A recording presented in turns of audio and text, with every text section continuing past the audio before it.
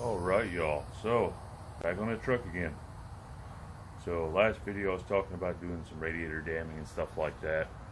I'm going to show you how I do it. I don't have a sheet metal brake or anything like that, so it's a different process on how to do it. It can still be done without one, it just takes a bit longer and it's a little bit more of a pain in the butt, but this is what I got going on right now.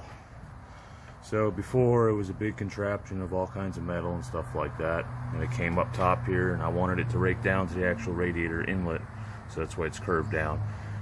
I still got to finish all this up and make it smooth and seal it up and all that, but I've got one side on it. I've still got to finish the other side, but let me show you how I bend that side. So there's my inlet. There's the radiator there.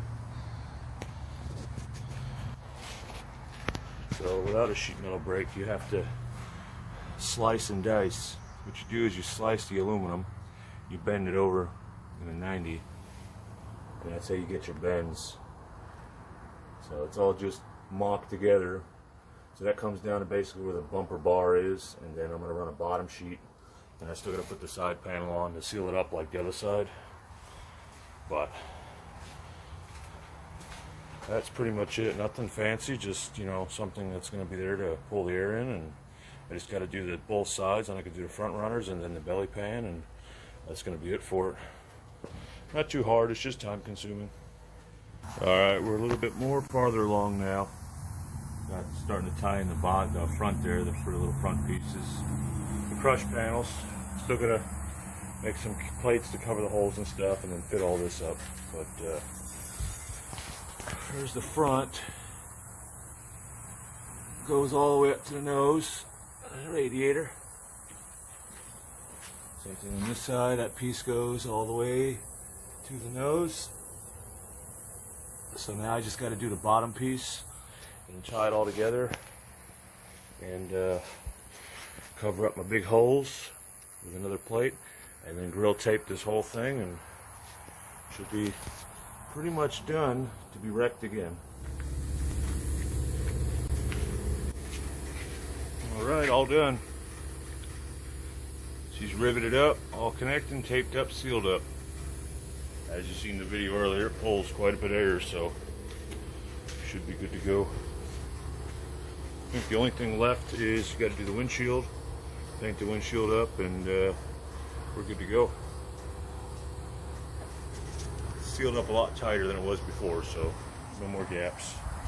I did add a ramp, an air ramp on the bottom there. So when the air comes in, it ramps it up and hits it into the radiator. So there's the ramp. It's not going to focus, but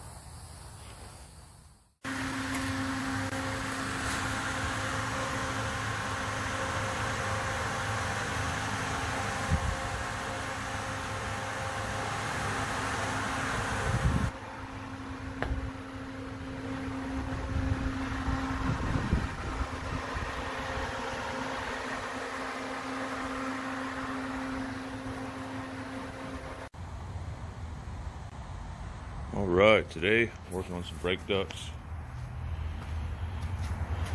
Turns out we're going to need them. So those brake fans don't work. They don't work really good. They work, but they don't work super good. So end up being more of a pain than anything. You can see the fan behind the rim there. On the left side it's a pain, the right side ends up working fine, but mocking up to put some hoses back in here for the cooling ducts. Just trying to figure out where I'm going to put them and all that, and route them to where they're not going to run into stuff and hit it. So I've got hoses ran, which they just get tied to the upper control arm, and then they just get ran down to the bumper, and they pull air from the front. So I've got these Coleman aluminum ducts that we're going to use, and basically these will go on the front of the truck there. We're going to drill a 3-inch hole, and this little bevel edge here, that's what's going to stick out, so you won't see this backing plate. So just from the outside you'll see just the rivets and the hole for it. Then a hose connects on the back side with the clamp. It's got a little raised edge on it, so that way it doesn't come off. So we're going to put 2 of these on the front of the truck for intakes.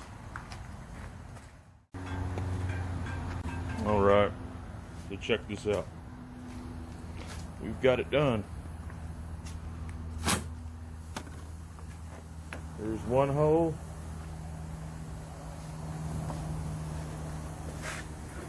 There's two holes. Now you may be wondering why this one's lower than the other one. That gap there is 4.5. That gap there is 4 inches. So the body, when it was made, when it was pressed, the plastic was not equal. But you do have the ducts installed and ready to go. So that should help us a bit on keeping the brakes cool. And then we've got the hoses ran through the bottom out of the back of the duct, runs through the bottom, comes up, runs into the rotor. Same thing on the other side. Comes out through, and they're routed differently because of turning angle. Comes up, runs through the rotor. And yes, the zip ties do work. They don't move during a race. Eventually we'll get the aluminum plates, but I've had these on the truck before. We just took them off at one point. I can't remember why we did, but in that same way, just hose clamps on there, that plate runs through, comes up, right to the assembly.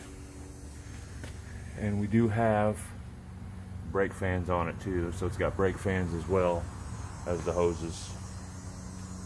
But slowly getting it together, one piece at a time. We're pretty much almost there. The only thing we got left is basically put the windshield back in it, nut and bolt everything, and hit the track, and we get to see what happens. All right, catch you on the next one.